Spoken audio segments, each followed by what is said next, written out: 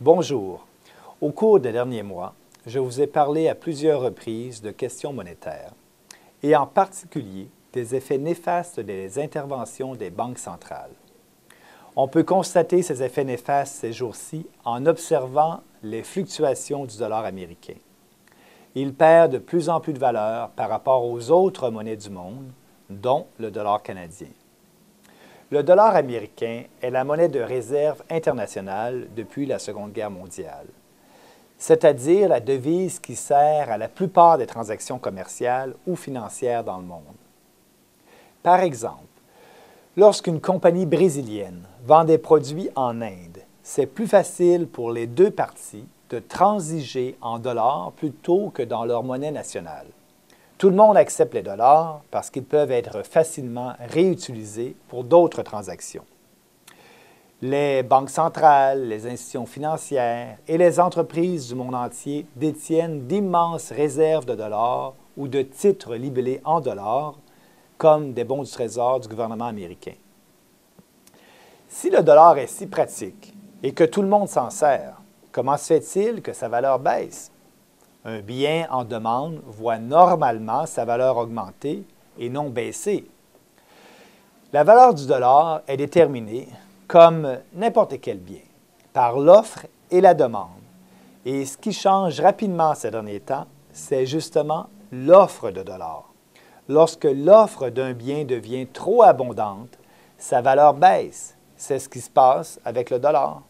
Depuis le début de la crise financière, il y a 2 ans, la Réserve fédérale américaine n'arrête pas de gonfler la masse monétaire. Elle a acheté des obligations hypothécaires et injecté des fonds dans des banques en difficulté. Elle fait cela en créant des centaines de milliards de dollars à partir de rien. La Fed finance également l'énorme déficit budgétaire du gouvernement américain en achetant des bons du Trésor. La semaine dernière, on a appris que le déficit du gouvernement Obama atteignait cette année 1 400 milliards de dollars. C'est à peu près l'équivalent de la taille de l'économie canadienne. Et on prévoit des déficits aussi importants pour plusieurs années à venir. Il y a 3 façons de financer les déficits, soit en taxant les citoyens, soit en empruntant l'argent, ou soit en créant l'argent à partir de rien. Aux États-Unis, le gouvernement est en train de faire les 3. Le niveau de vie des Américains va nécessairement s'en ressentir durement au cours des prochaines années. Garder des dollars quand sa valeur baisse entraîne des pertes.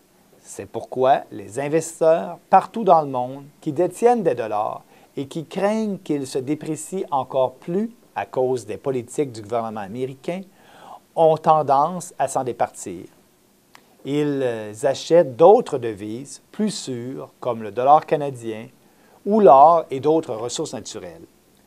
En bref, plus la Fed augmente la quantité de dollars, moins les gens ont confiance dans le maintien de sa valeur et plus la demande baisse, ce qui fait baisser sa valeur encore plus. C'est ce mouvement qui menace son statut de monnaie de réserve internationale. Qu'est-ce que ça signifie pour nous au Canada? Nos politiques monétaires et fiscales sont beaucoup plus prudentes que celles des Américains. Le dollar canadien va donc probablement continuer d'augmenter par rapport au dollar américain. Même si ça implique des ajustements difficiles pour certains groupes, comme les exportateurs, ça entraîne aussi des effets positifs, comme des prix plus bas pour les produits qu'on importe.